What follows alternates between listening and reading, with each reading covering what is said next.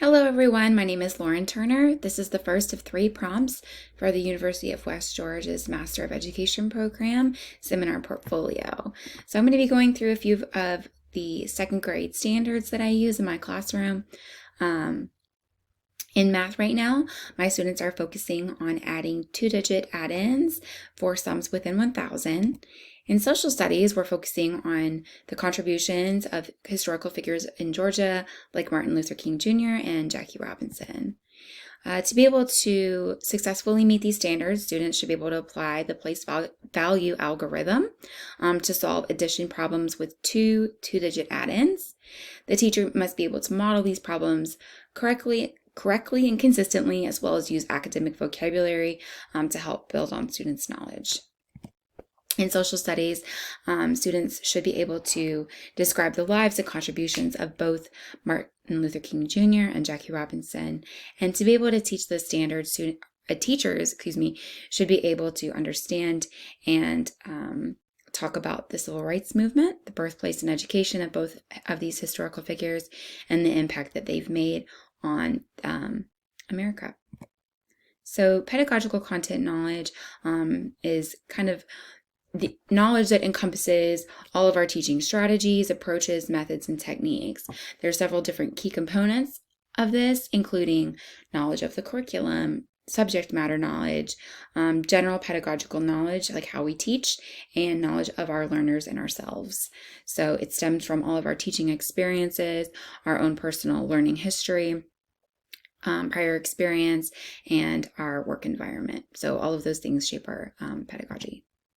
Differentiation is key in all classrooms today because it allows all students to learn at their level and to be considered as individual learners, focusing on their own strengths, weaknesses, their prior knowledge, and cultural factors like language, which is one of the key components in my classroom this year.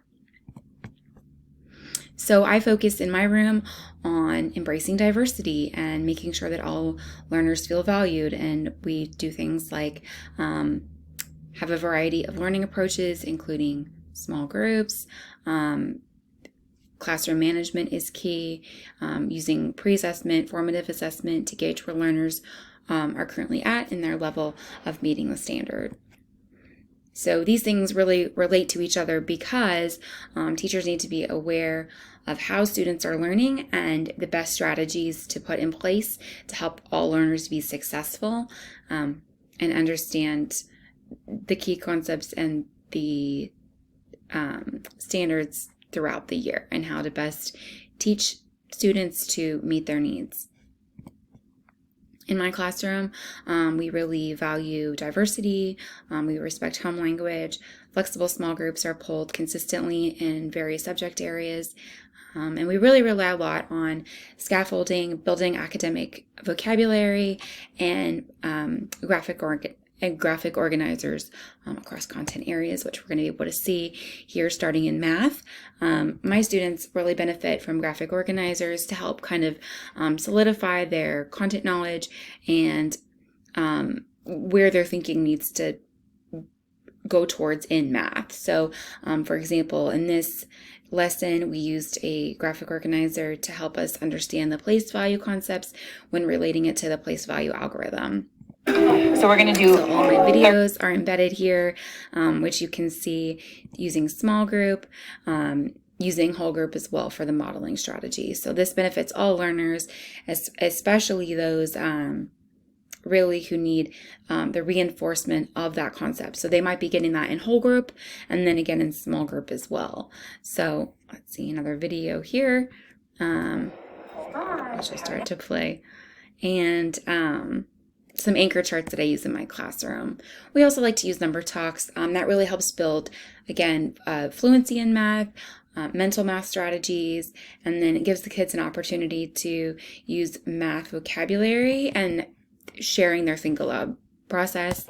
All right, so here in my video, oops, there we go. There's some really great explanations here of the patterns that we see in number talks through some of my students. Go ahead. He's just fantastic. He has a lot of really great things to say. all of these strategies monitor our student learning because we're either hearing choral answers or seeing written explanations through the use of graphic organizers, and students are referring back during the modeling process. In social studies, using accountable talk is a great strategy. Pairing students either homogeneously or, with varied strengths. A lot of my accelerated learners pair well with my learners who need additional language support. So they're able to share their thoughts and conversate about key topics and details in regards to a lot of different subject areas. So we use this across content areas. We use it a lot in reading and math as well. In this lesson, we used it in social studies, comparing those two historical figures.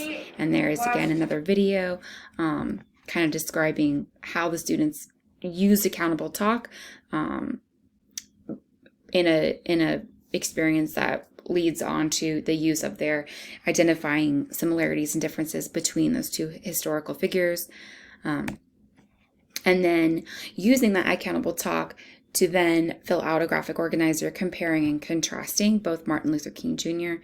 And Jackie Robinson. So it was really nice to see them be able to not only point out the differences of these men, but then compare them and use their academic vocabulary like civil rights and civility to be able to really explain their thinking. So this is a really good opportunity for a small group lesson as well, using the Venn diagram and referring back to the academic vocabulary like civil rights and being able to talk about character traits. This just goes on to explain why academic vocabulary is so critical, especially in my classroom this year, and how it can be used as an instructional approach for all students of different levels. I also used a Freyer model, and this is a really great strategy for building on understanding. So we've done a lot of readings, we've watched videos, we've discussed several times on different days about civil rights. So really having my students be able to explain their understanding of the concept using definitions, examples, and non-examples. One of my favorite things here was let me see if I can get past this video. There we go.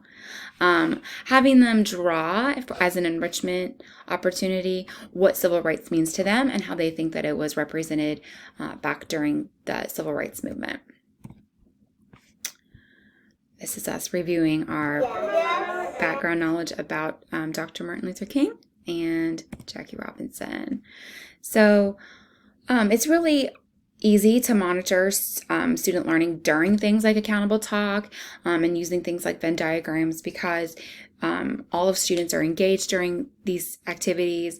They have a partner who's holding them accountable, and I'm also going around the classroom to monitor their discussions and prompting them to continue on in their learning. So as a reflection, I think that many of these lessons went well. Many of these strategies work well for my students. One thing I can see doing in the future is pulling some small groups based on their responses during our number talk and some of their responses during our graphic organizer to continue on to do reteaching in some of those areas. So my students really benefit from modeling, using turn and talk strategies in the classroom, and the higher level thinking like Venn diagrams.